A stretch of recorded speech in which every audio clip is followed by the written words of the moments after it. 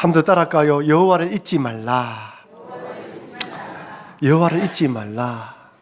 여러분, 이제 여름이 지나고 본격적인 가을이 시작된 것 같습니다.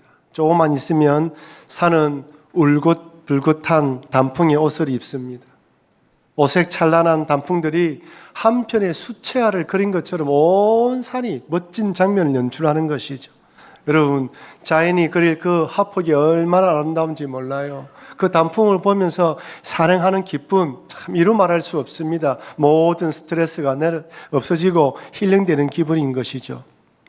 근데 여러분, 이렇게 산행할 때 조심해야 될 것이 무엇일까요? 물론 여러 가지가 있겠지요. 그 중에서도 제일 중요한 것이 이정표를 잘 확인해야 한다는 것입니다. 내가 지금 어디에 있는지, 어디로 갈 것인지, 그쪽은 어느 코스인지, 얼마큼 걸어야 되는지 미리 사전에 잘 보고 가야 하는 것이죠. 사실 요즘에는 웬만한 이런 트레킹 코스에는 이정표가 잘 되어 있고 길도 잘 닦여 있습니다. 그리고 핸드폰을 가지고 있기 때문에 길을 잃어버려도 염려할 일은 없습니다. 하지만 처음 가는 길이라면, 사람들이 잘 가지 않는 길이라면 그 밑에 입구에서 이정표를 잘 확인해야 됩니다. 그리고 요즘 국립공원들마다 트레킹 코스가 쉬운 쪽, 좀 편하게 걸어갈 수 있는 곳, 조금 힘든 곳 이렇게 나누어서 있기 때문에 사전에 나의 체력과 또한 옆에 동반하는 사람들과 함께 의논해서 그에 맞는 코스로 걸어가야 되는 것이죠. 그렇다면 여러분, 지금 우리는 신앙의 여정의 길을 걸어가고 있습니다. 그렇다면 이 여정의 길은 어떤 길일까요? 아름다운 단풍이 물든 그런 길을 걸어가는 좋은 길일까요? 아니면 황량한 광야를 걷는 길일까요?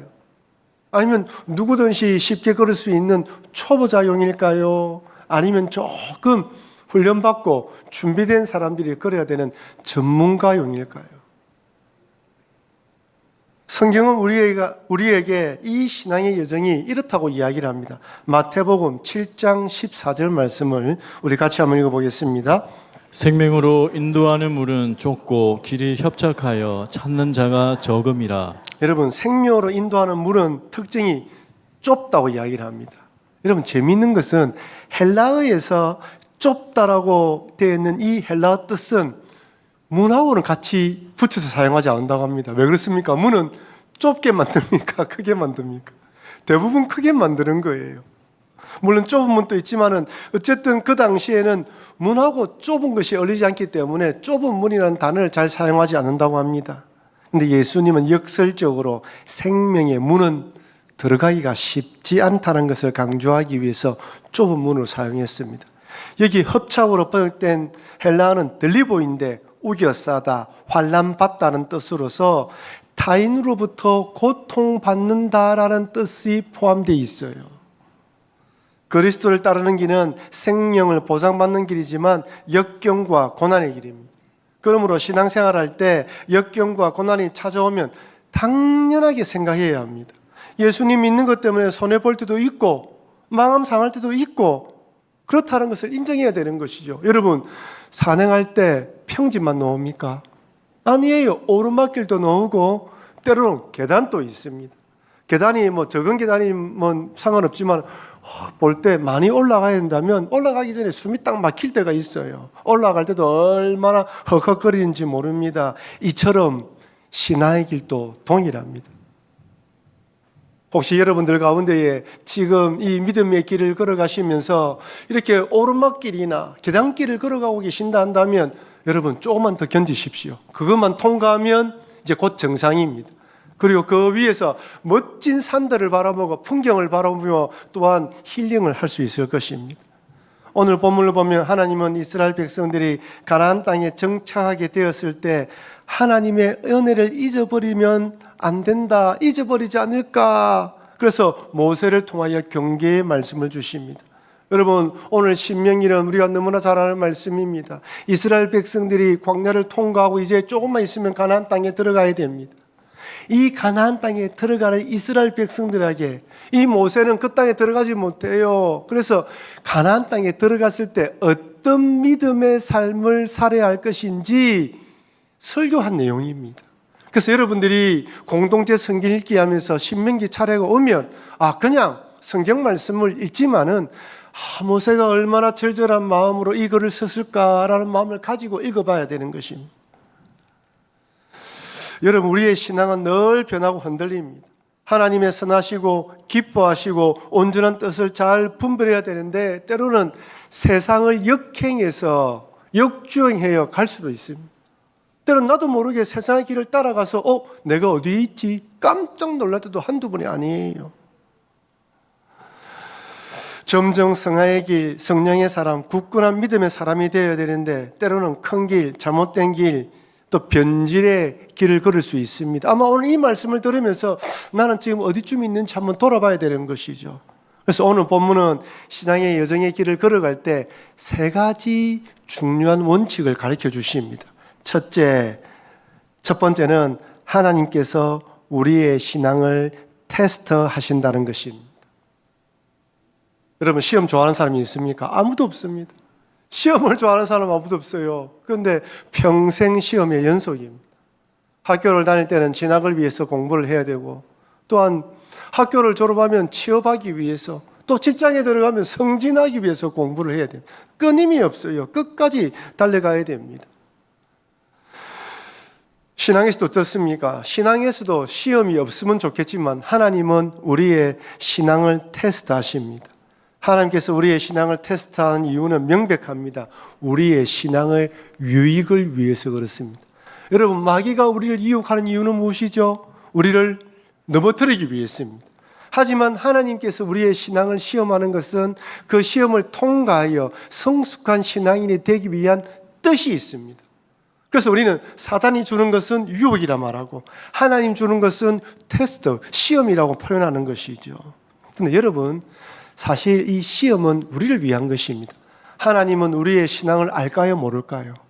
다 알아요. 속마음을 아시는 분입니다. 우리가 어떤 마음을 가지고 이 자리에 앉아 있는지 아십니다. 그런데 하나님 왜 시험하시는 걸까요? 우리에게 지금 너의 현재 신앙 상태가 어떻는지 알도록 시험하시는 거예요. 지금 너의 신앙이 여기에 있다. 이 자리에 있다. 내가 보기에는 조금 더 앞으로 가야 되는데 너 여기 있다. 아니, 너 좀 뒤로 쳐져 있다. 이제 좀 힘을 내라. 이런 의미로 우리의 신앙을 시험하시는 것이죠. 하나님은 동일합니다.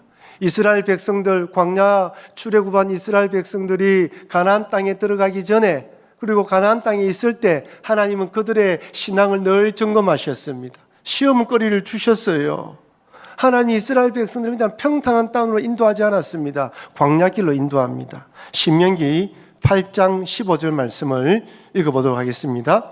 너를 인도하여 그 광대하고 위험한 광야 곧 불뱀과 정갈이 있고 물이 없는 간조한 땅을 지나게 하셨으며 또 너를 위하여 단단한 반석에서 물을 내셨으며. 여러분 한번 보십시오. 너를 인도하여 그 광대하고 어떤 광야요?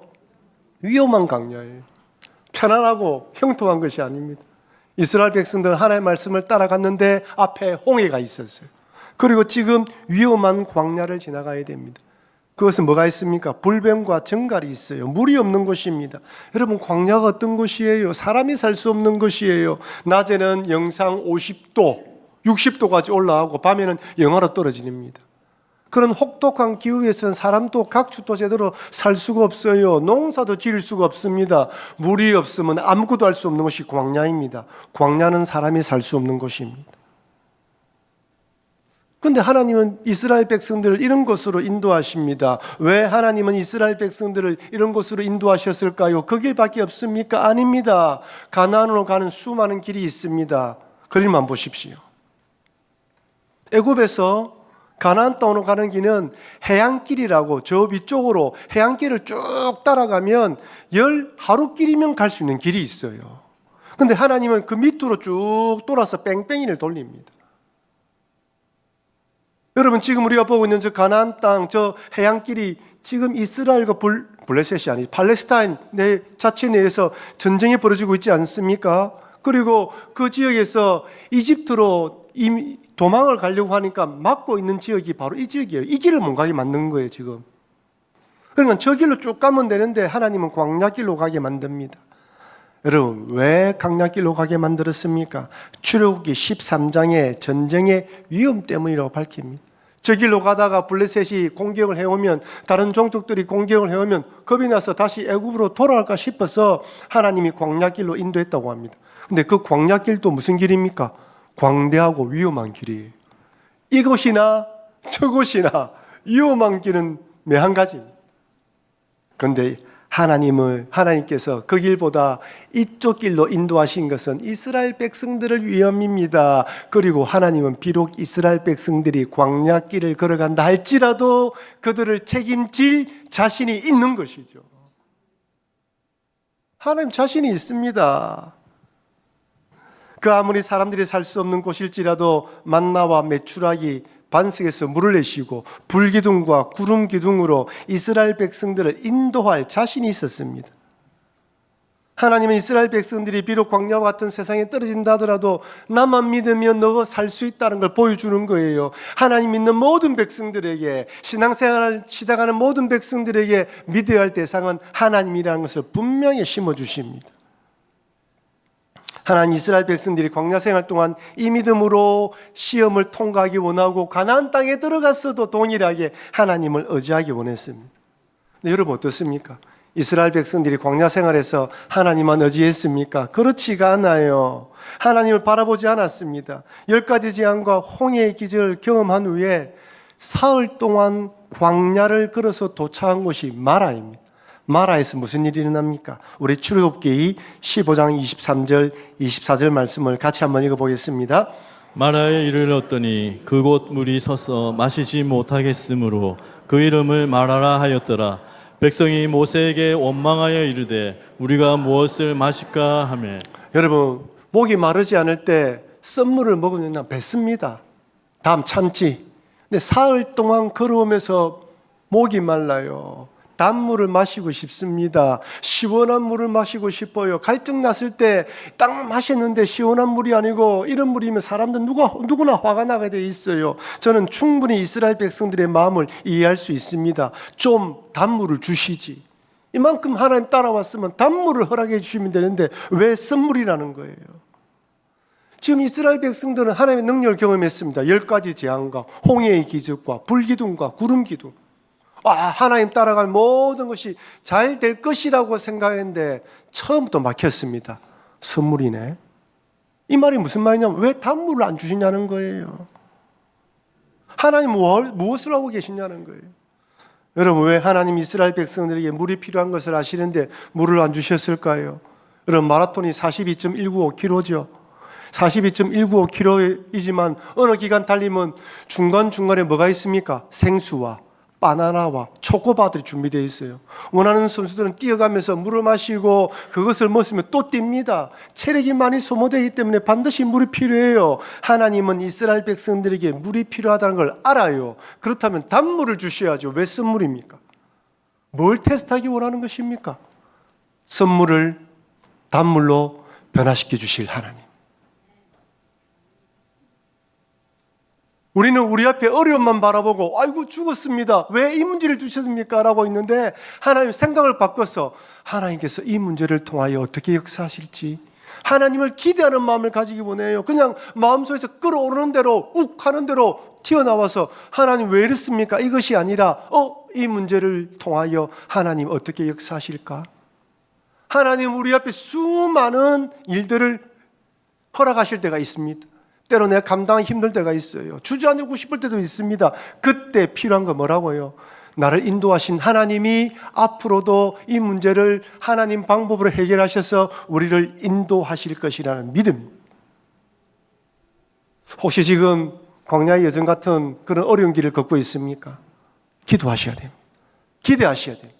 하나님께서 이것을 통하여 어떻게 인도하실지 기대해야 되는 것이죠. 여러분, 복음송 중에 우리가 즐겨 부르는 내게 허락하신 시련이 와도라는 찬양이 있습니다. 이 찬양 가사 중간에 이런 구절이 있어요.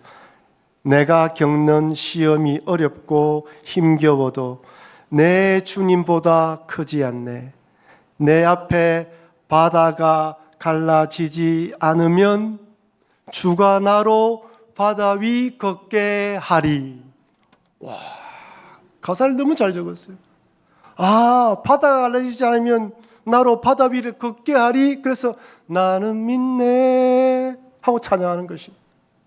그 주님을 믿는 것입니다. 지금까지 살아온 여러분 인생길이 여러분 힘으로 살아왔습니까? 절대 그렇지 않습니다. 하나님께서 바다를 가르게 하시든지 바다 위를 걷게 하셨던 것입니다. 그러니 신앙의 여정의 길을 걷다 보면 생각지도 않는 어려움을 만날 수 있다라고 생각하시면서 이때는 하나님께서 나의 신앙을 테스트하는구나 생각하시면서 하나님을 기대하시며 하나님 믿음으로 통과하시는 여러분과 제가 되길 주의 이름으로 축원합니다. 두 번째는요, 오늘 본문을 읽어보면 따라합시다. 교만하면 안 됩니다. 교만하지 않도록 너희들 가서 잘 살고 잘 먹게 되었을 때 교만하지 말라고 모세가 이야기합니다. 신명기 8장 17절 18절 말씀 같이 읽겠습니다. 그러나 내게 마음을 이르기를 내 능력과 내 손의 힘으로 내가 이 재물을 얻었다 말할 것이라. 내 하나님 여호와를 기억하라. 그가 내게 재물을 얻은 능력을 주셨습니다. 이같이 하심은 내 조상들에게 맹세하신 언약을 오늘과 같이 이루려 하심이니라. 아멘입니다. 네가 재물을 얻을다 할 것이라. 그때 네가 많은 걸 얻고 잘되고 성공하고 출세하고 사람들에게 박수를 받을 때 누구를 기억하라고요? 내 하나님 여호와를 기억하라. 그가 내게 재물 얻을 능력을 주셨습니다. 아멘이죠.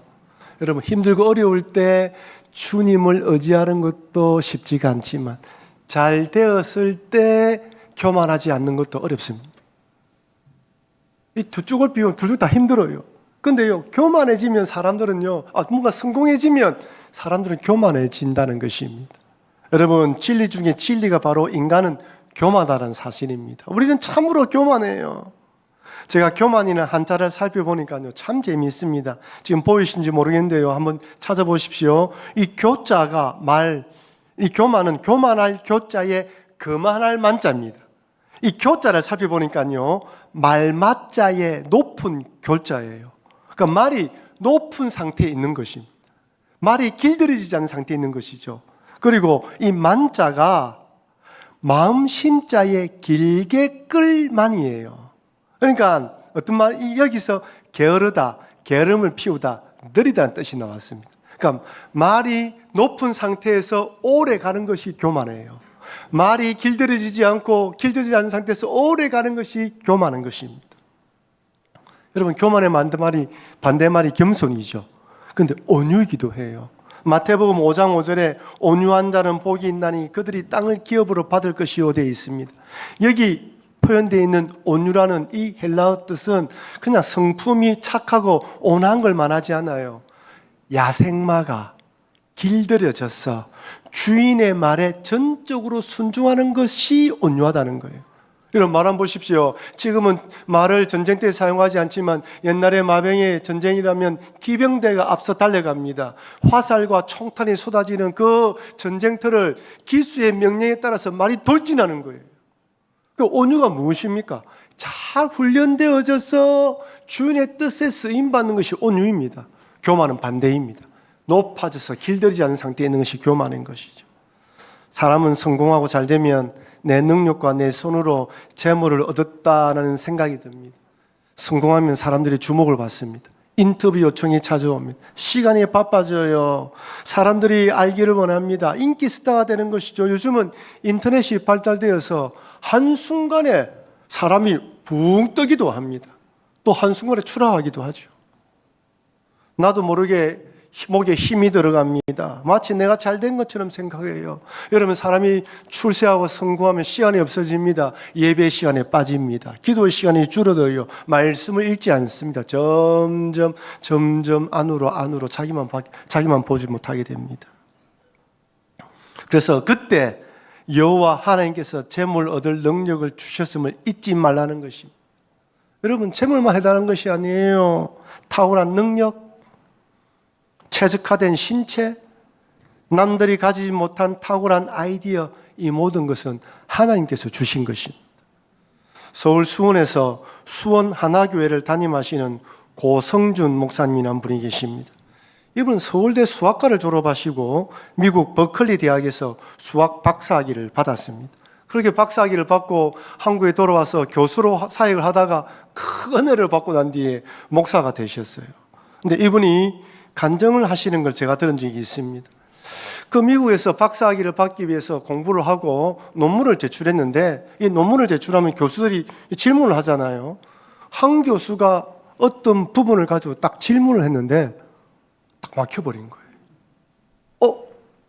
그냥 그렇게 쉽게 생각했는데 딱 그렇게 질문하니까 답을 못한 거예요. 그래서 다음에 답을 드리겠습니다 하고 돌아가서 푸는데 몇 달 동안 그 문제가 풀리지 않았다고 합니다. 이거 풀지 못하면, 박사학위 받지 못하면 국가에서 받은 자금 다 내놔야 되고 너무너무 어려워지는 거예요. 어떻게 하면 좋을까 끙끙끙끙 앓고 있는데 밤에 꿈속에서 자기가 그 문제를 풀고 있더라는 것입니다. 놀라운 것은 꿈속에서도, 자기가 꿈을 꾸면서도 저런 방법으로 풀 수가 있나라는 생각이 들 정도였다는 거예요. 그리고 난 뒤에 잠이 딱 깼는데, 보통 꿈을 꾸고 나면 잊어버린 경우 많잖아요.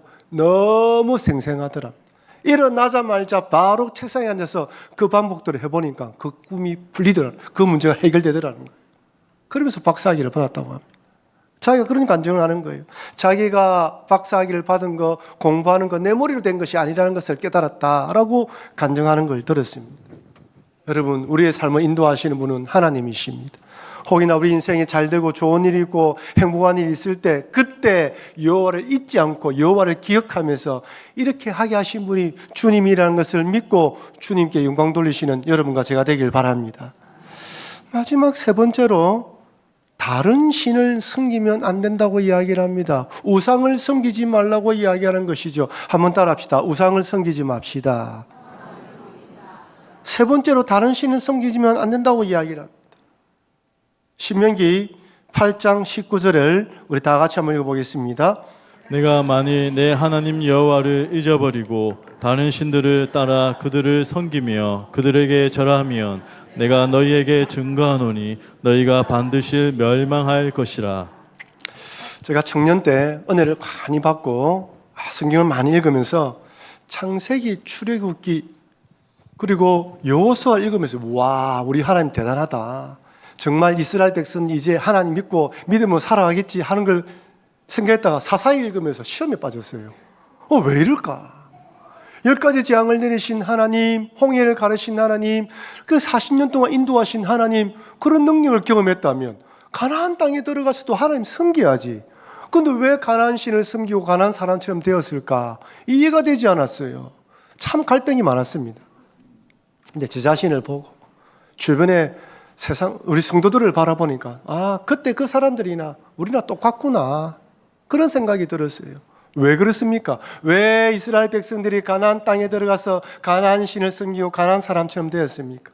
첫 번째는 재밌거든요. 그들을 보면 재밌어요. 그들은 제사를 드릴 때 노래를 부르고 춤을 추고 엄나는 행위를 합니다. 먹고 마십니다. 즐기고 재미가 있어요. 죄짓지 마라 말이 없어요. 근데 이스라엘 백성은 어떻습니까? 우리처럼 교회 딱 들어오면 앉아가지고 하나님, 우리 죄인입니다, 용서해 주십시오, 기도합니다. 회개하지요. 거룩합니다. 하나님 앞에서 거룩하게 예배드립니다. 이스라엘 백성은 더 했지요. 늘 주님 앞에 갈 때 죄 지으면 짐승 끌고 와서 제사를 드립니다. 늘 거기에는 짐승들의 울음소리와 그 짐승들을 잡아서 각을 떠물어 피 냄새와 가죽 벗기고 태워내는 냄새, 거기는 삶의 현장이 완전 삶과 죽음이 오가는 곳입니다. 이스라엘 백성들은 하나님께 제사 드리면서 죄를 지으면 죽는구나 이렇게 생각하는데, 가나안 사람은 그렇지가 않아요. 오로 죄를 짓습니다. 재미가 있어요. 쾌락을 추구합니다. 음란하고 말초적인 감각을 자극합니다. 사람을 흥분시키며 쾌락과 재미를 제공합니다. 그러니까 마음이 혹하는 거예요. 두 번째는요, 그래도 잘 살거든요. 우리는 하나님께 예배드리고 11조 바치고 감사한 것, 성경건 바치고 열심히 살고 헌신하고 헌신했는데 나중에 우리 자식들 보면 잘 되지 않는 경우도 있어요. 취업도 잘 안 되고 결혼도 못하고 여러 일이 어려움이 있으면 마음에 시험이 딱 찾아옵니다. 또 세상 사람들은 안 그렇거든요. 내 옆에 다니는 옆집에 사는 사람들은 때로는 이 죄의 경계선에서 왔다 갔다 하면서 살아가는데도 돈 잘 벌어요. 나도 모르게 실족하는 것이죠. 아, 저렇게 살아도 괜찮은구나. 점점 그들의 삶에 빠져들어가는 것이.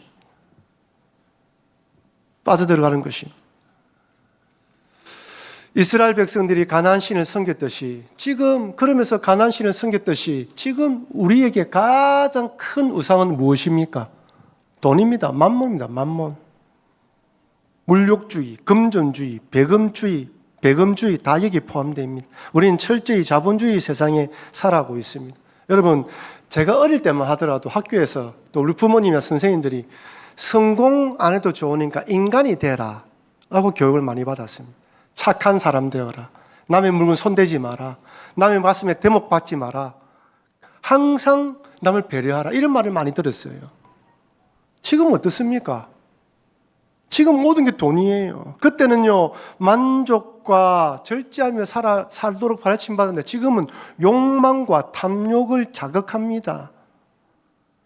만족하지 못하고 더 많이 벌도록, 더 많이 누리도록 만듭니다. 자꾸 새로운 것이 나와요. 이 정도면 충분히 또 바꿔야 돼요. 끊임없이 벌도록 만듭니다. 자꾸 벌게 만들고 대출하게 만들어서 이자가 우리를 발목을 잡고 있습니다. 꼼짝을 못하게 만들어요. 사람들은 만나면 돈 이야기, 돈 버는 이야기, 돈 되는 이야기, 모든 이야기 전부입니다. 그래서 히브리서에서는 우리에게 이렇게 말합니다. 히브리서 13장 5절 말씀을 우리 같이 한번 읽어보겠습니다. 돈을 사랑하지 말고 있는 바를 족한 줄을 알라. 그가 친히 말씀하시기를 내가 결코 너희를 버리지 아니하고 너희를 떠나지 아니하리라 하셨느니라. 여러분, 사랑하지 말라고 합니다.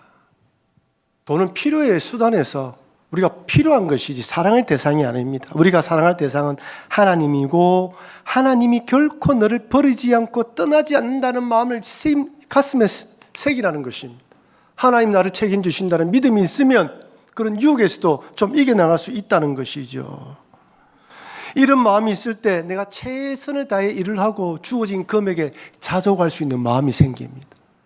탐욕과 욕망 사이에서 절제할 수 있는 힘이 생기는 것이죠. 그렇지 않으면요, 우리는 결국 이 돈에 매이게 됩니다. 한 복지관에서 일하는 복지사에게 들은 이야기입니다. 그분이 일했던 오래전 이야기입니다. 복지관은 부산에 낙후된 지역이 있었습니다. 지금 가보니까요, 그 지역 다 없어지고 아파트가 들었었더군요. 그 지역에는 이전에는 쪽방도 많았고 이렇게 밀집된 지역이고 노후된 주택들이 많았습니다. 어른들이 많이 살았던 것이죠. 그래서 이 복지관에서는 도시락 연계 사업을 하고 지역 병원과 연계해서 어르신들을 병원에 데리고 갔다고 합니다. 그래서 한 어르신이 늘 복지관에 와서 도움을 받았는데 그만 그 어르신이 돌아가신 거예요. 연고도 없고. 그래서 복지관과 구청과 연계해서 그 집을 치웠는데 집을 치우다 보니까 장판 열어보니까 그 밑에 10,000원짜리하고 50,000원짜리가 쭉 몇 장 깔려있더라는 거예요. 좀. 근데 그 중에 곰팡이가 서서 돈이 깔아먹어서 돈 역할을 하지 못하는 50,000원짜리, 10,000원짜리도 있더라는 거예요. 복지사가 하는 말이, 마음속에 그분이 하는 생각이, 그 돈 가지고 조금만 더 쓰고 돌아가셨으면 이렇게 어렵지 않았을 건데, 여러분, 왜 안 일어났을까요? 아무 의지할 곳이 없으니까 그나마 그 돈이 위안이 된 거예요. 그 작은 금액이지만 그래도 아프면 이 돈 끄집어내 써야지. 조금 힘들면 이거 꺼내서 맛있는 거 사 먹어야지. 그 위안으로 삼았기 때문에 그 돈을 꺼낼 수가 없었던 것입니다. 여러분 마음속에 하나님이 위안이 되지 않고 하나님이 중심이 되지 않으면요, 여러분 품속에 있는 돈을 우리가 또 의지하게 된다는 것입니다. 만약 그분이 그 할머니가 하나님 믿고 하나님께서 반드시 지켜주신다는 믿음이 있었다면 그렇게까지 곰팡이 썩도록 내버려두지 않았을까 하는 생각이 들더라고 이야기하더군요. 사랑하는 성도 여러분, 우리가 걸어가야 하는 믿음의 길, 신앙의 여정은 좁고 협착한 길입니다. 숨이 턱까지 차오르는 오르막이 나오기도 하고 수 없는 많은 계단을 올라가야 하는 길이기도 합니다. 하지만 이 어렵고 힘든 길을 만나면 당연하다 생각하시고 생각지도 않은 장애물이 나타나면 이것을 통하여 하나님 나를 시험하시는구나, 나의 믿음을 점검해 보시는구나 생각하시면서 오히려 믿음으로 이겨나가시는 여러분과 제가 되길 바랍니다. 성공과 출세는 하나님께 달려 있으며 부와 능력도 하나님께 주관하신다는 걸 기억하시면서 잘 될 때, 잘 풀릴 때 감사하시고 겸손하시기를 바랍니다. 아울러 또한 세상이 아무리 우리를 유혹한다 할지라도, 만몬이 주인 되는 이 세상에 살아간다 할지라도 우리 인생은 하나님 반드시 책임져 주신다는 믿음을 가지고 주님만 바라보시면서 신앙의 여정을 잘 걸어가시는 여러분과 제가 되길 주의 이름으로 축원합니다. 우리 받은 말씀을 기억하며 이 세 가지 큰 원칙 기억하며, 하나님 그렇습니다, 하나님 바라보며 나의 신앙을 테스트하는 것을 잊지 않게 되게 도와주시옵소서. 하나님 교만하지 않도록 저희들을 붙들어 주시옵소서. 하나님 만몬이 주인 되는 이 세상 가운데 하나님만 섬기게 하여 주시옵소서. 이런 마음 가지고 우리 다 같이 한번 결단에 기도하도록 하겠습니다.